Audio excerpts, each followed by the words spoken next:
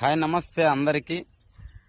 ఎంతోమంది కార్మికులు అనే వాళ్ళు ఈ సమాజంలో చాలామంది ఉన్నారు.